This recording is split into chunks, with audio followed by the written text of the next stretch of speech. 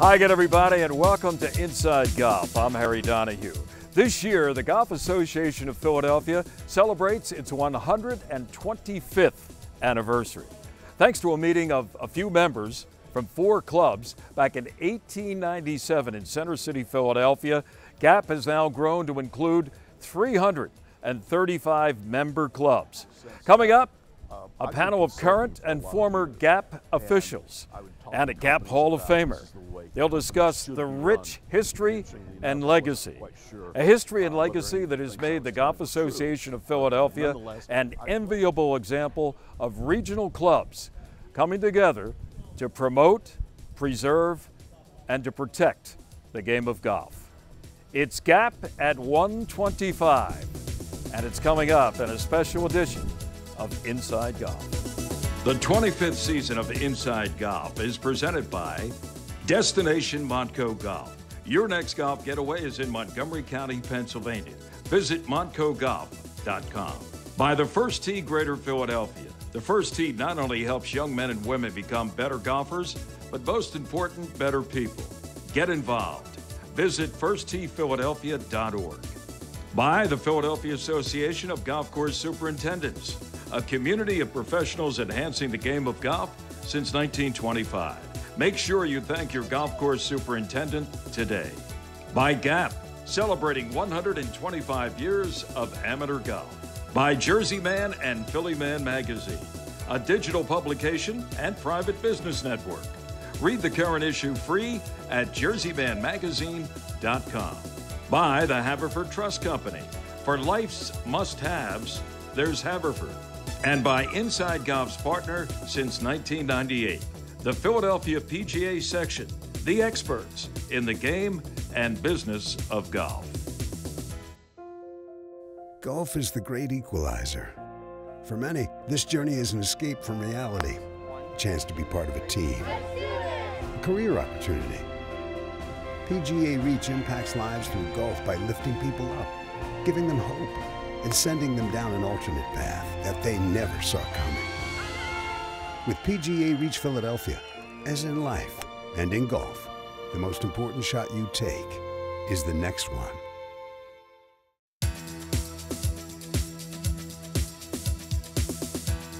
And welcome back to this special edition of Inside Golf, the 125th anniversary of the Golf Association of Philadelphia. We are at a perfect setting, Aronimink Golf Club, Newtown Square, Pennsylvania.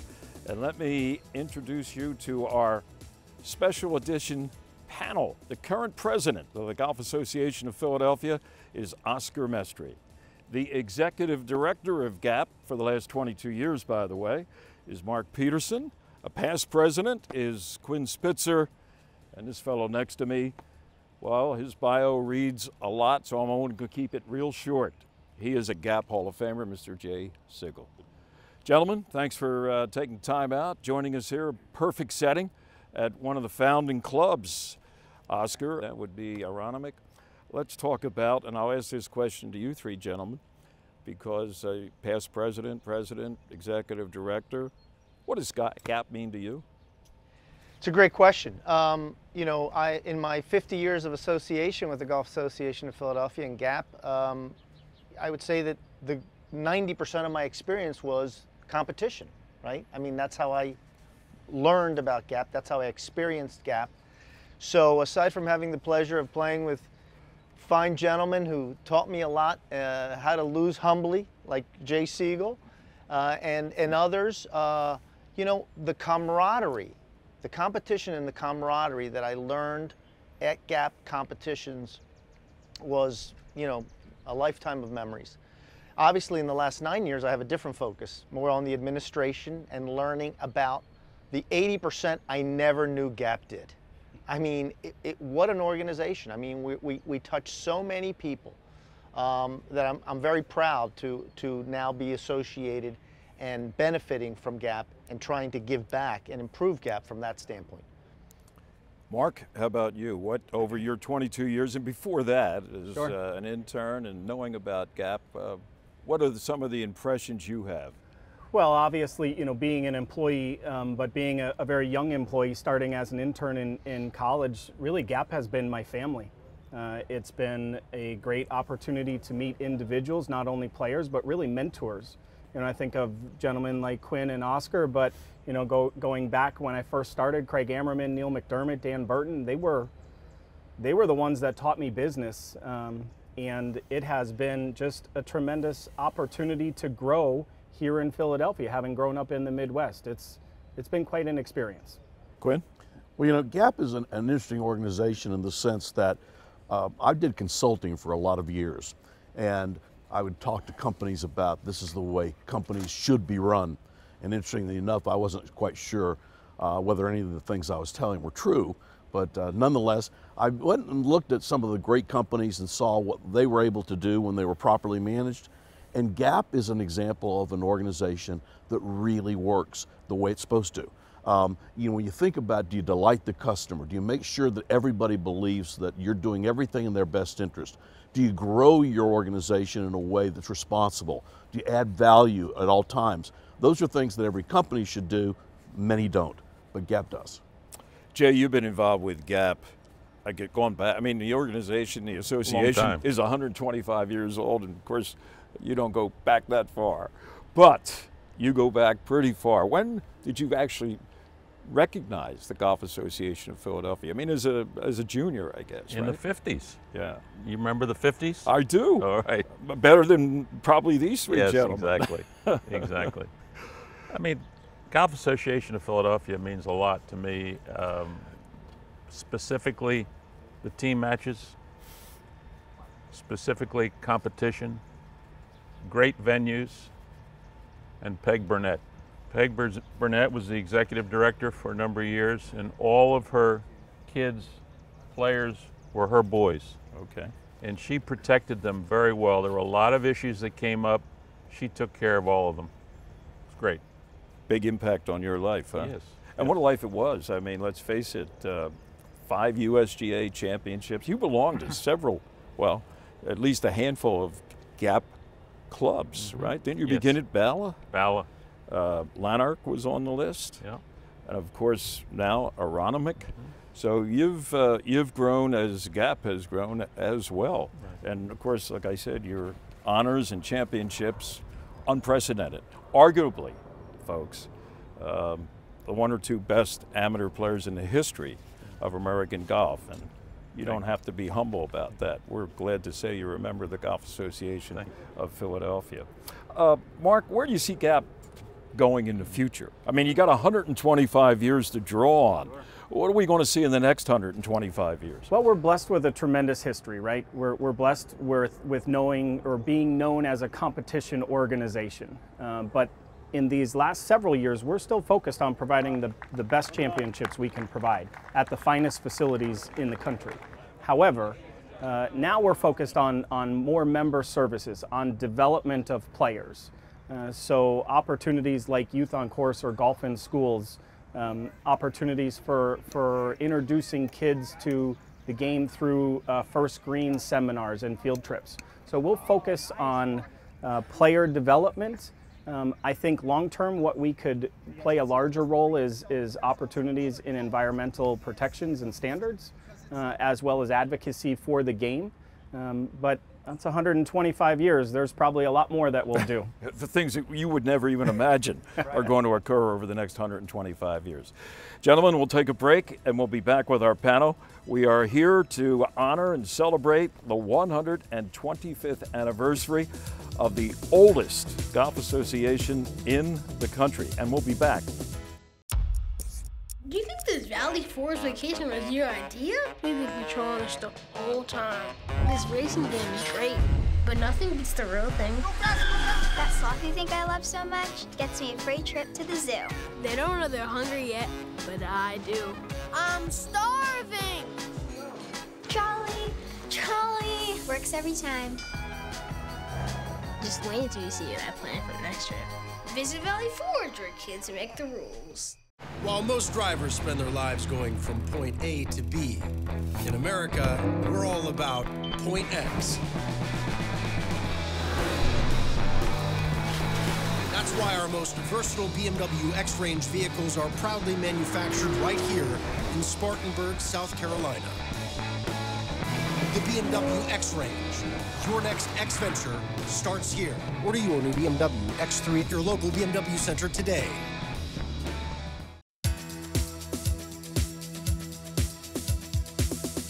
And welcome back, Inside Golf Special Edition today from Aronimink as we help to celebrate this 125th anniversary of the Golf Association of Philadelphia. Oscar Mestre, the current president, is with us. Mark Peterson, executive director for a couple decades. Past president Gwen Spitzer, Hall of Famer Jay Sigel. Picking up on where we left off with Mark talking about, you know, the possibility of expansion with GAP or other things happening in the future. What do you see on the horizon for the Golf Association of Philadelphia, Oscar? Well, you know, I mean, we'd all like to say we have a crystal ball. I don't. The reality is we have built an organization that could handle expansion if the USGA and opportunities dictate. But we have such a strong focus on maximizing what we have right now. We have an expanded territory, right? We have an expanded membership. The club golf, whether public or private, is up at every facility that's under GAP's umbrella. You have 335 clubs, I think, as of right now that are members of that umbrella. And 95,000 golfers. 95,000 in a tri-state area of Pennsylvania, New Jersey, and Delaware. In Delaware. Right. So we are focused on delivering on our promise to those 95,000. We've got to, you know, member services, you know, venues. I mean, trying to plan out the team matches with a geographic scope that we currently have is not easy. So we've got a lot to deliver on our promises, so we're focused on that for now. Right. Jay, what do you think, from your travels internationally, but especially nationally, distinguishes GAP from other similar regional or state golf associations? Because you've had a sampling of literally dozens of them. Well, we have some of the finest venues in the country, clearly. So if you start with just that, we're right up there at the top. I think personally, I think it would be Chicago or Philadelphia area. And because of the great facilities that we have, venues, we would be number one in my opinion. Right. Quinn, you've done a lot of traveling in your golf history. Well, Jay's 100% correct. We have an embarrassment of riches around here. Yeah. We're very, very fortunate to have clubs that are not only outstanding, but in many cases not very well known. And we have the opportunity to get our people out to play competitions at all of these. So it really is a sort of a unique situation. I would put our group of golf clubs, and I'm talking about all the clubs, and when we think about all of central and central Pennsylvania, northeastern Pennsylvania, Delaware, central and southern New Jersey, that group of clubs is as good as it gets anywhere in the country. Mark, when you meet with your peers, I assume you do. We do. Do you feel almost like embarrassed by the riches that you have to offer to your member clubs compared to some others? Or do you get hit constantly with questions like, wait a minute, you're now, you know, so many thousands of golfers and hundreds of clubs, and how do you do it? Do you get that question? Well, we always go to national conferences and share ideas and stuff. We're always very proud to utilize the names of our venues. There's some pretty good golf courses around the nation that, you know, host the Mass Amateur and you know, organizations like that. But you know, we're in the same business as everybody else, right? We're here to serve golfers. We're here to promote the game. And as much as we're proud of what we've done, we try and encourage other organizations to consider opportunities or work on best practices. But at the same point in time, we steal ideas from other organizations. We can't say over the last 20 years that we just came up with all of our own ideas. You see it work in Chicago, you see it work in Texas, you bring it back to Philadelphia. Yeah, I'm sure they steal from you too. Huh? Occasionally, right. We talked about the origin of the club had a lot to do with the inter-club matches. Correct. 125 years ago.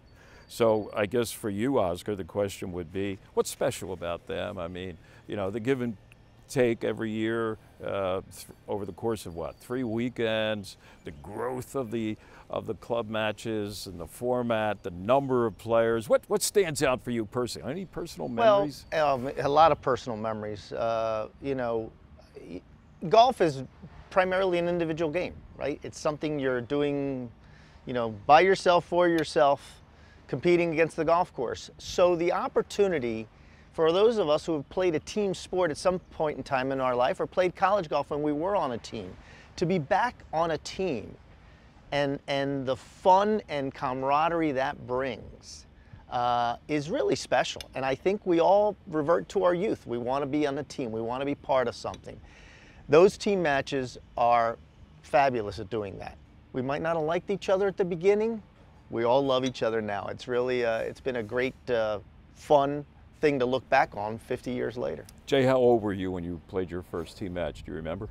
I sure do. 14. 14. Mm-hmm. Were you on the #1 team? No, I was at Bala, which a place I dearly love, and got into the away team for Bala, which happened to be playing Aronimink that day. Right here. Yeah. And a guy named Jimmy McHale was my opponent. Jimmy McHale seemed to be 7 feet tall, reddish complexion, and I beat him. Couldn't believe it. I shot 74 at Aronimink with a goofy set of clubs. Was that the first time you were here to play? Yes. So first time on the property, you Right. shot 74 and you won your match. Right, from the back tees, yeah. What did Mr. McHale have to say He didn't have afterwards? much to say. No? No. No. Like, who's this whippersnapper? Who is this guy? Really? Or kid? Who's this kid? Where'd the Yeah. match end? You know, I think it was, I don't recall the score. I don't. Okay. Well, you've had a lot of very, how can I say it, recognizable match play opponents. We won't go into a long list of them, but you know, whether it was Walker Cup or whatever, and you've handled yourself pretty well. Well, And thanks. that was the first one, though, huh? Here. That was. Well, I had, you know, some junior things before that, but that was the biggest and scariest thing of my time. Well, you passed the test. Thank you. That's Yeah. why you're a Hall of Famer. Okay. Stay with us. More to come. The special edition of Inside Golf, the 125th anniversary of GAP, continues in a moment. Once this league actually plays an event, it feels like it's been going on for so long, but no event has been played yet, then we're really going to see what type of participation we have and where Phil fits into it.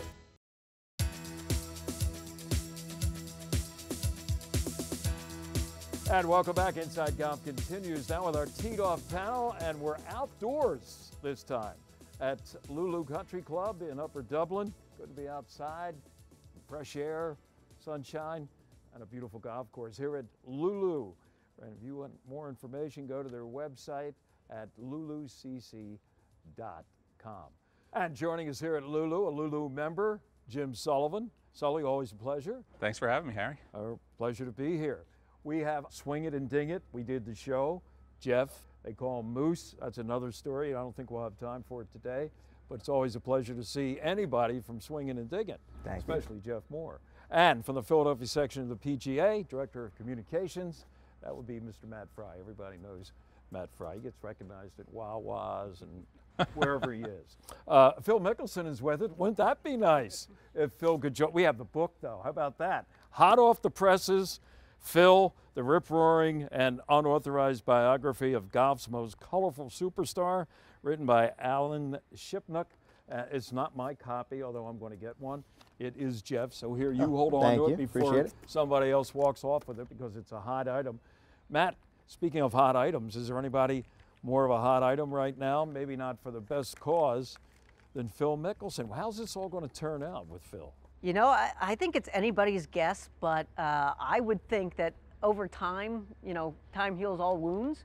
I can't say that I agree with what Phil said and his support or apparent support of the Saudi back tour, but I can imagine in the future golf fans will come around. I mean, he's too big of a name in golf, and his legacy is too big, I think, for him to be brushed to the side for all that long.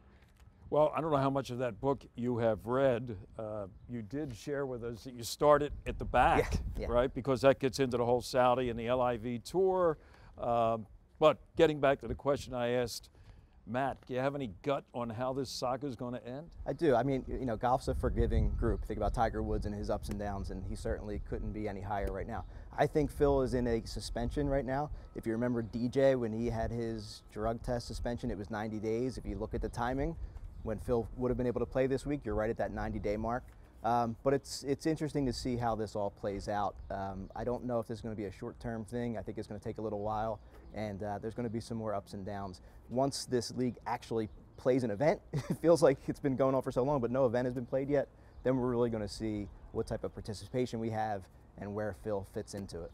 This whole thing with Greg Norman, who is the LIV Tour commissioner, for want of a better description or term, Sully, you know, they haven't even announced who's going to be playing. The first event is coming up next month in England. The final event, there's going to be 8 events. They've cut it back because it was, I think, going to be a dozen or more. Now it's only going to be down to 8, 6 in the U.S. The final one at Trump Doral in Miami in October. That'll be interesting. But what's holding up getting the names and figuring out who's going to be there and why they're there and all that? Yeah, that's an interesting question. I mean, to the Phil question of how does this work out for him, I don't think it works out well because he seems like he's all in, which has to play out over the next couple of years.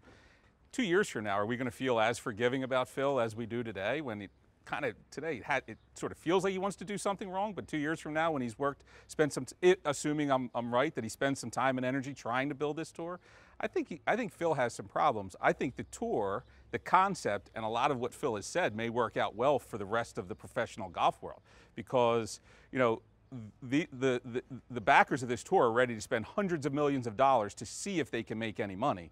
That's going to that'll make an impact somewhere. You know, as far as why not name any players, I think everybody wants to be secretive until it's go time. Can't imagine it'll be a very impressive field to start out with, but. Yeah, there's going to be a lot of no names, and they may wind up winning $10 million, and then some of the names are going to say, $10 million, that guy won? What could I win? Yeah, Matt, you know, this isn't the first time there have been disputes between the PGA of America and tour players. Back in 1968, one of the ringleaders of a rebel group, and that's how they were described, was Jack Nicklaus. They wanted control over the money. They were upset that the PGA had all the control over the tour, and it got pretty nasty over a couple of years until they finally reached a resolution. Arnold Palmer was involved, and at the time, one of the reasons why he wanted to go down the middle was he was trying to sell golf clubs, and there were 6,000 club pros who he feared that if he went against them and the PGA of America, they were going to sell his golf clubs. It always comes back to the money. So what do you think if it wasn't Saudi money that was behind us? What if, say, Elon Musk decided he was going to put up a couple $1 billion? Would we be seeing a different scenario? I think so. I think the tour would probably still fight it as much as they have been, or appearing to have been.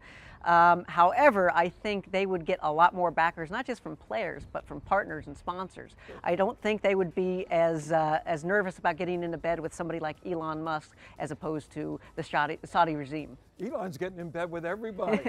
Nice expression. Wouldn't that be something? Elon Musk to the rescue of the PGA and the PGA Tour. Stay tuned. Anything is possible. Thank you, fellas. We'll be back. More of Inside Golf in just a moment. Designed by Donald Ross, Lulu Country Club is one of the premier private golf courses in Montgomery County. This classic 18-hole course boasts a new state-of-the-art clubhouse with many amenities for members to enjoy. Members are invited to play in events, tournaments, and enjoy guest privileges. For more information, contact membership at lulucc.com. The oldest state or regional golf association in the country hits a milestone this year. GAP celebrates its 125th birthday.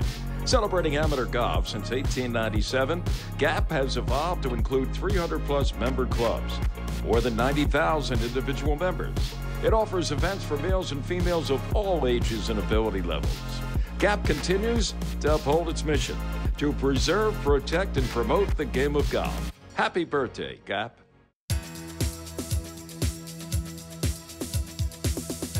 Well, we're going to wrap up this first edition of our special edition of Inside Golf, celebrating the 125th anniversary of GAP, with another story from the Hall of Famer Jay Sigel. Tell me about a match you had in the finals of the Philly Am in 1987 against Overbrook's Andy Thompson. The match was at Tarsdale, Frankfurt. Correct. One of my favorite venues in all of Philadelphia.